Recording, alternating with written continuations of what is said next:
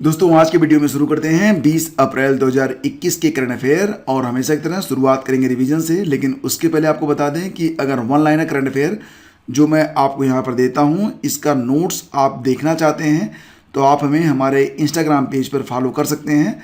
ID है study with ज्ञान। तो आइए शुरू करते हैं आज का वीडियो।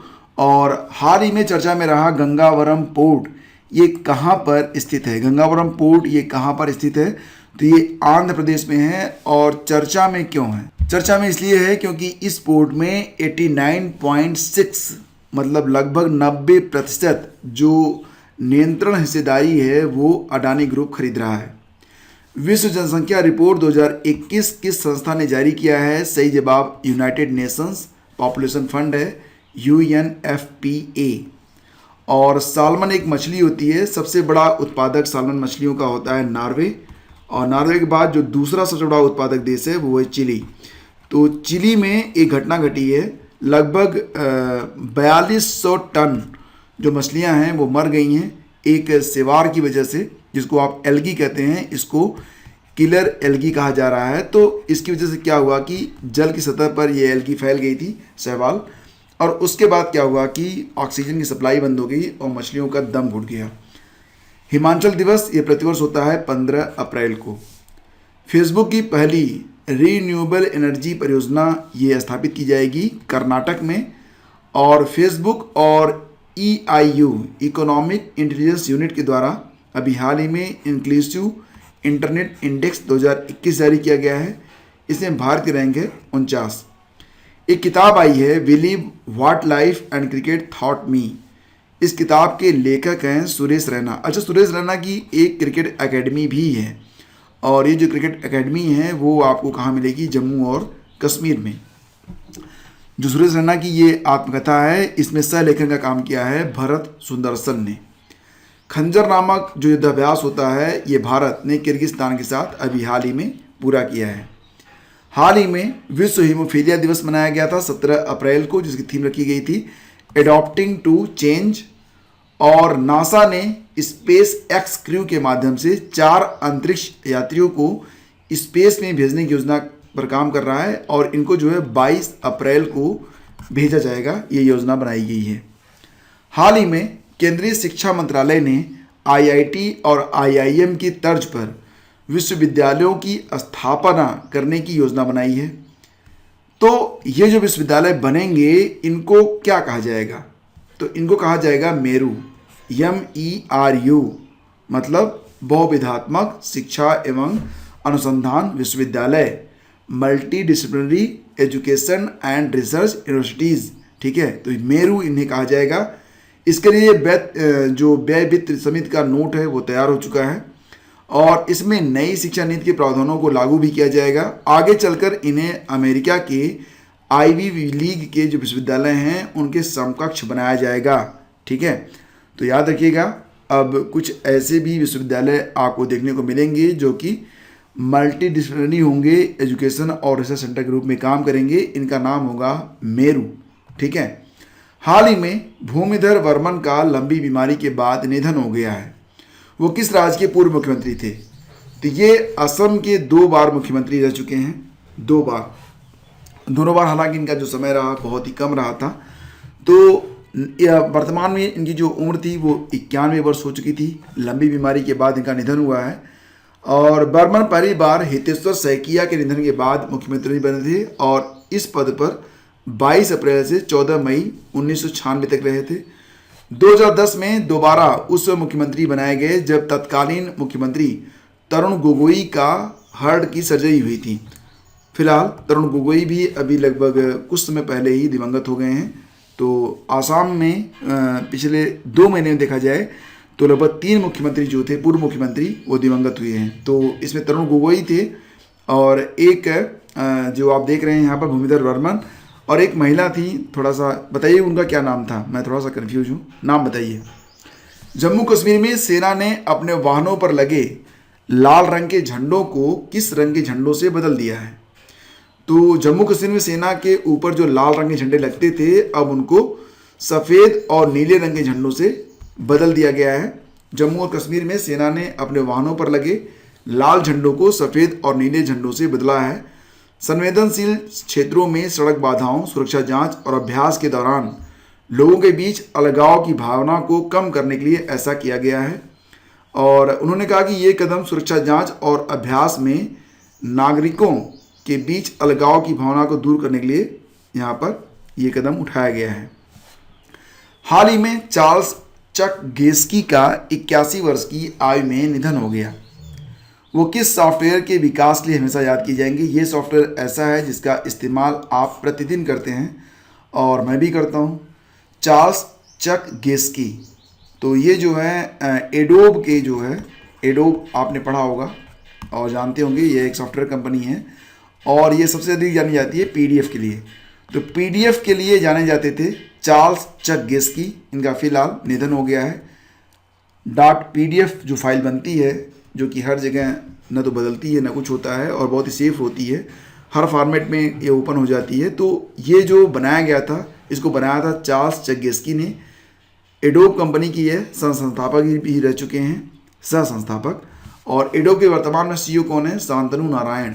ठीक है, तो सॉफ्टवेयर निर्माता कंपनी एडोब के सह संस्थापक और पीडीएफ तकनीकी का विकास करने वाले चार्ल्स चक गेस्की का सैन फ्रांसिस्को के लॉस एल्टोस में निधन हो गया है। बहुत ही दुखद। हाल ही में भारतीय वायुसेना कमांडर सम्मेलन 2021 का आयोजन किया गया। भारतीय वायुसेना कमांडर सम्मेलन 2021, ये आयोजन किया गया था नई दिल्ली में। ये आप बिल्कुल याद रखना, नई दिल्ली। तो इस सम्मेलन में भारतीय वायुसेना के वर्तमान आकलन और भविष्य के लिए इस सेना को तैयार करने के लिए चिंतन मनन किया गया। भारतीय वायुसेना की स्थापना कब हुई थी? 8 अक्टूबर 1932 को। अच्छा, भारतीय वायुसेना दिवस मनाया कब जाता है? तो ये होता है 8 अक्टूबर को ही, क्योंकि 8 अक्टूबर 1932 को इसकी स्थापना हुई थी। हेडक्वार्टर मिलेगा नई दिल्ली में। वायुसेना दिवस कब मनाया जाता है? 8 अक्टूबर को मैंने आपको बताया।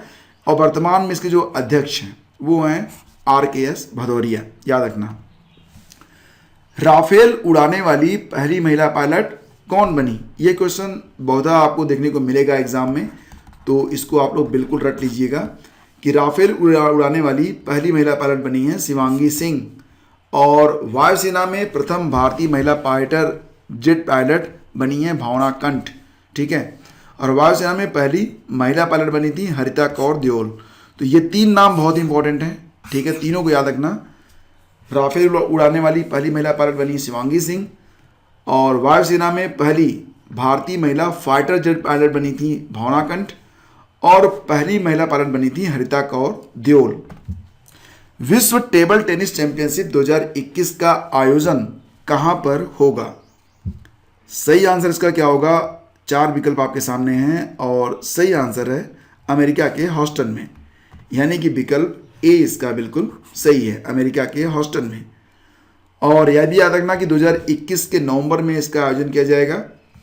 अगर हम बात करें कि जो टेबल टेनिस होता है इसको रेगुलेट कौन करता है, तो ये है, इसको बोलते हैं ITTF, international table tennis federation, जिसका मुख्यालय मिलेगा आपको लुसाने स्विट्जरलैंड में। स्थापना 1926 में हुई थी। वर्तमान में अध्यक्ष हैं थॉमस वेकर्ट। हाल ही में किस खिलाड़ी का विजडन अल्मनाक के 2010 के दशक का वनडे क्रिकेटर चुना गया है? बहुत ही बढ़िया प्रश्न। और ये हैं विराट कोहली, ऑप्शन बी। तो विराट कोहली ने जो अपना पहला मैच खेला था वो किस वर्ष खेला था? पहला मैच खेला था इन्होंने 2008 में। ठीक है, किसके खिलाफ खेला था? श्रीलंका के खिलाफ, ये भी याद रखना। और फिलहाल कप्तान विराट कोहली को बीते दशक का सर्वश्रेष्ठ वनडे क्रिकेटर चुना गया है। और इंग्लैंड के ऑलराउंडर बेन स्टोक्स को लगातार दूसरे साल सर्वश्रेष्ठ क्रिकेटर चुना गया है ऑल ओवर। ऑस्ट्रेलिया की बेथ मुनी को सर्वश्रेष्ठ महिला क्रिकेटर चुना गया। और वेस्टइंडीज के किरोन पोलार्ड को सर्वश्रेष्ठ T20 क्रिकेटर घोषित किया गया है। विजडन ने कहा है कि पहले वनडे मैच की 50वीं सालगिरह पर हर दशक से 5 वनडे क्रिकेटरों को चुना गया है। विजडन ने अपनी वेबसाइट पर 1971 से 2021 के बीच हर दशक के लिए एक सर्वश्रेष्ठ क्रिकेटर चुना है। तो इसमें मैक्सिमम जो है वो इंडिया से ही हैं। कौन कौन लोग हैं? तो फिलहाल 2010 का जो दशक रहा उसमें विराट कोहली चुने गए हैं। इसके बाद बात करें तो सचिन तेंदुलकर को 1990 के दशक का वनडे क्रिकेटर घोषित किया गया है और 80 के दशक का जो सर्वश्रेष्ठ क्रिकेटर चुना गया है वो चुना गया है कप्तान कपिल देव को। कपिल देव की कप्तानी में टीम इंडिया ने 1983 विश्व कप अपने नाम किया था। तो ये सारे नाम आपको याद होने चाहिए। आर्टिफिशियल इंटेलिजेंस और स्पीच टेक्नोलॉजी नुआंस को किस सॉफ्टवेयर कंपनी ने हाल ही में खरीदा है? आर्टिफिशियल इंटेलिजेंस, इसको AI भी कहते हैं, और स्पीच टेक्नोलॉजी नुआंस को खरीदा है माइक्रोसॉफ्ट ने। ऑप्शन डी यहाँ पर सही है। माइक्रोसॉफ्ट के CEO हैं सत्या नडेला। स्थापना इसकी हुई थी 4 अप्रैल 1975 में। संस्थापक बिल गेट्स और पॉल एलन थे। किस विदेशी बैंक ने भारत में अपना कंज्यूमर बैंकिंग बिजनेस बंद करने का निर्णय लिया है? कंज्यूमर बैंकिंग बिजनेस, और ये बैंक है ऑप्शन सी यानी कि सिटी बैंक। तो भारत में लंबे समय से काम कर रहे दिग्गज अमेरिकी बैंक सिटी बैंक कारोबार समेटने की तैयारी में है। बैंक भारत सहित 13 देशों से अपना कंज्यूमर बिजनेस बंद करने की तैयारी में है। बैंक ने गुरुवार को कहा कि ग्लोबल स्ट्रेटजी के हिस्से के रूप में वह भारत में अपना कंज्यूमर बैंकिंग बिजनेस बंद करने जा रहा है। सिटी बैंक ने 1902 में भारत में प्रवेश किया था और 1985 में बैंक ने कंज्यूमर बैंकिंग बिजनेस स्टार्ट किया था। बैंक के कंज्यूमर बैंकिंग बिजनेस में credit card, retail banking, home loan और वेल्थ मैनेजमेंट आदि शामिल हैं। बता दें कि इस समय भारत में सिटी बैंक की 35 शाखाएं हैं। कंज्यूमर बैंकिंग बिजनेस में 4000 लोग काम करते हैं। सिटी बैंक का मुख्यालय है न्यूयॉर्क, अमेरिका में। अध्यक्ष बारबरा डेसोर हैं। CEO हैं सुनील गर्ग। तो फ्रेंड्स, अब बारी है आज के प्रश्न की। मैंने आपसे क्विज नंबर 19 में पूछा था कि भारत में पहली बार सेवा कर किस वित्तीय वर्ष से लागू किया गया था? तो ये था सही जवाब ऑप्शन ए। सेवा कर सेवा प्रदाताओं पर भारत सरकार द्वारा लगाए गए अप्रत्यक्ष करों में से एक था। यह सेवा कर सेवा प्राप्त करने वाले, मतलब जो सेवा प्राप्त करते थे, उनके द्वारा भुगतान किया गया, सेवा प्रदाता द्वारा एकत्र किया गया था। इसका भुगतान सरकार को किया गया था। सेवा कर की घोषणा पहली बार वित्त अधिनियम 1994 के तहत की गई थी। तब याद रखना इसको। हालांकि 1 जुलाई 2017 को सेवा कर को नए GST से जो है रिप्लेस कर दिया गया है। ठीक है, तो GST लागू हुआ था कब? 1 जुलाई 2017 में। बारी है आज के क्विज की। बताइए कि 22 दिसंबर 2020 को नई दिल्ली में आयोजित IISF यानी कि भारत अंतर्राष्ट्रीय विज्ञान महोत्सव का कौन सा क्रम आयोजित किया गया था? यह पहला, तीसरा, चौथा या छठा था? इसी में से एक जवाब सही है, गेस करिए और उत्तर लिखिएगा बिल्कुल डिटेल में। और मार्च, इसके अलावा दिसंबर से लेकर मार्च तक जितने भी करंट अफेयर हैं, अगर उसको परचेज करना चाहते हैं तो ये जो पूरी करंट अफेयर है ये आपको उपलब्ध है ई-बुक के रूप में यानी कि PDF के रूप में। डिस्क्रिप्शन चेक करें अधिक जानकारी के लिए।